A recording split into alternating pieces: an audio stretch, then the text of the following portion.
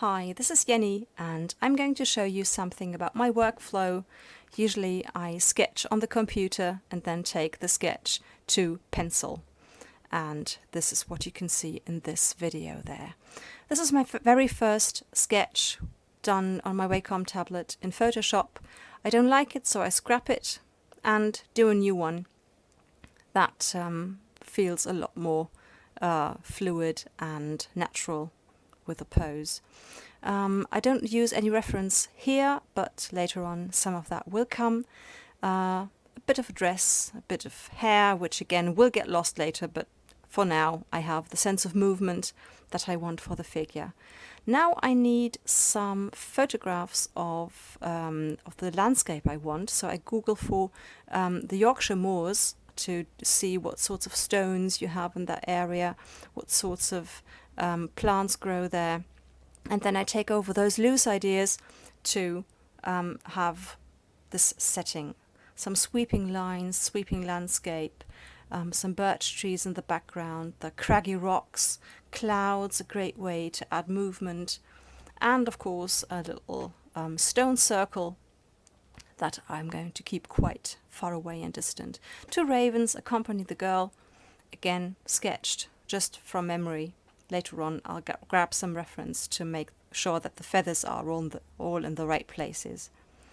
The hair needs to be straighter, and this is the point where I finally realize how to record processes in Photoshop, so you can now see me sketching as I go. I usually try to make sure the face is mainly what I want, and as soon as I'm quite happy with the number of eyes and these things, I usually take it to the liquify tool, which is a great way to tweak it to exactly what I want when I didn't get the right expression in the first attempt. So now I'm quite happy with this. Some final tweaks and some shading, because I'm bored probably. I don't really need any shading at this point.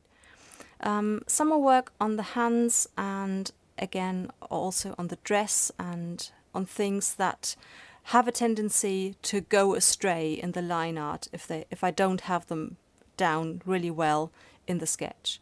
The feet, again, something that needs to be quite well pronounced there. Some final tweaking and making sure the ravens follow this line of action. When I'm happy with the sketch, I turn it to a very pale blue and print it out on smooth drawing paper.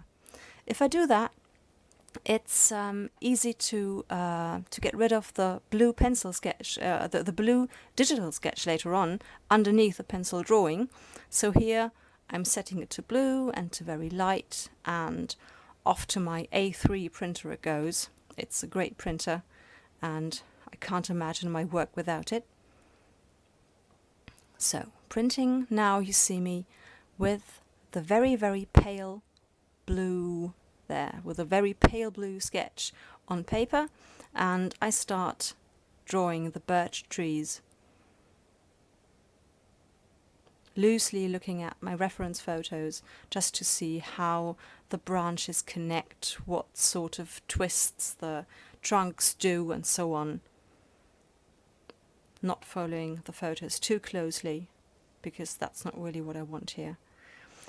Some of the craggy rocks that go in the ground, and a bit of heather, and some tall strands of grass.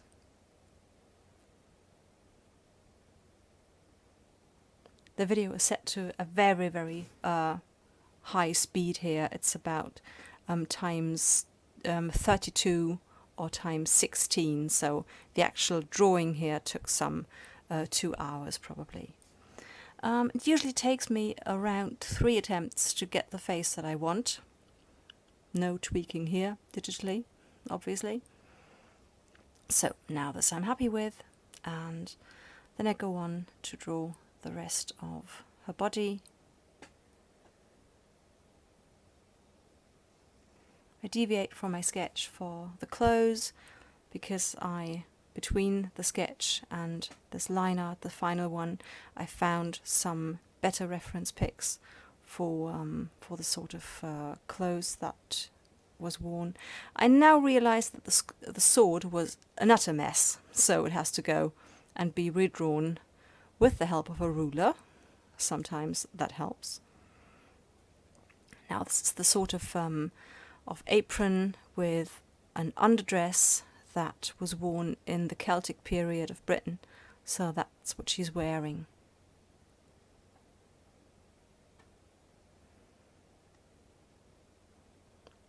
Loads and loads of stones and grass.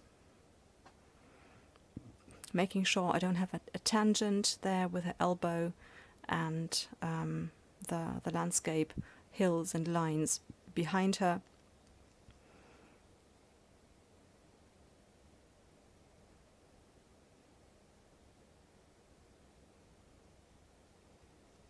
So now you see me going for the ravens with a couple of photos I printed out, following them more or less closely.